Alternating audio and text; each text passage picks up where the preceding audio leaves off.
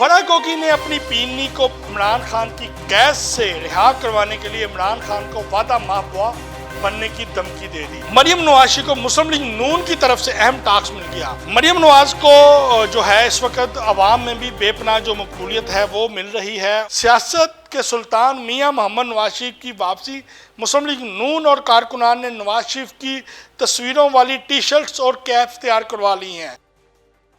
बिस्मिल्लाहिर्रहमानिर्रहीम नाज़रीन, मैं हूं आसिफ भट्ट और आप देख रहे हैं एमरा न्यूज़।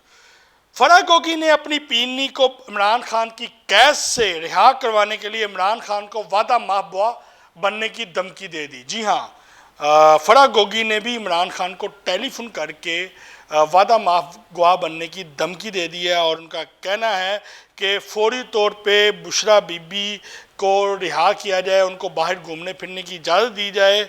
और फराह गोगी इस हवाले से खुल के बुशरा बीबी की हमायत में मैदान में उतर आई है और इमरान खान और फराह गोगी के दरमियान तलख जुमलों का जो तबादला हुआ है कि फराह बीबी का ये कहना है कि बुशरा बीबी को बाहर जाने की इजाज़त क्यों नहीं दे रहे, जबकि इमरान खान का कहना है कि जो तसाबी इदारे हैं वो बुशरा बीबी को गिरफ्तार करके उनको वादा माफवा बनने के लिए मजबूर कर सकते हैं। जबकि इस हवाले से जो है फराह गोगी ने इमरान खान को कहा कि आपने भी हमसे कई कामों के हवाले से पैसे भी लिए थे, तो अगर आप ये समझते हैं कि आप बुशरा बीबी को कैद करके ये सब कुछ कर लेंगे तो मैं वादा माफवा बन के एक एक पाई का जो हिसाब है वो तसाबी इदारों के हवाले कर दूंगी।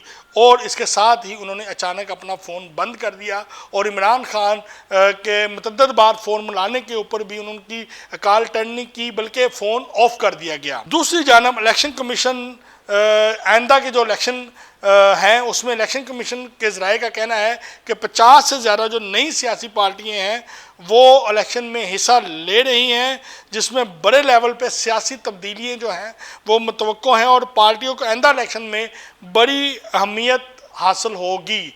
और ये पार्टियाँ जो हैं 50 पार्टी जो हैं मुख्तलिफ मजे हुए जो सियासतदान हैं उनकी सरबराही, उनकी ज़ेर निगरानी, उनकी चेयरमैनशिप के ज़रिए ये मार्केट में आएंगी और मैदान में हिस्सा सियासत के मैदान में हिस्सा लेंगी। मरियम नवाज को मुस्लिम लीग नून की तरफ से अहम टास्क मिल गया। मरियम नवाज शरीफ ने कई सालों बाद कुलसूम नवाज की जगह संभाल ली है। जी हाँ, और इस हवाले से ये भी बता चलूँ कि मियां मोहम्मद नवाज शरीफ ने अपनी बेटी मरियम नवाज को खुलकर सियासत करने का भी मशवरा दे दिया। मरियम नवाज को जो है इस वक्त अवाम में भी बेपनाह जो मकबूलियत है वो मिल रही है और मरियम नवाज शरीफ जो है मरी से अपनी जो सियासी कैंपेन है उसका आगाज़ कर रही हैं और उन्होंने फैसला किया है कि जो मरी है वो उनके लिए इस हवाले से सबसे बेस्ट है। मरियम नवाज शरीफ का इलेक्शन शेड्यूल जो है वो भी तैयार कर लिया गया है और अगले हफ्ते से मरियम नवाज मरी से जो है सियासत का सिलसिला जो है वो शुरू कर रही हैं। मुस्लिम लीग नून की क़यादत ने आइंदा इलेक्शन में 30% नौजवानों और 20% नए चेहरों को जो है वो टिकट्स देने का फैसला किया है।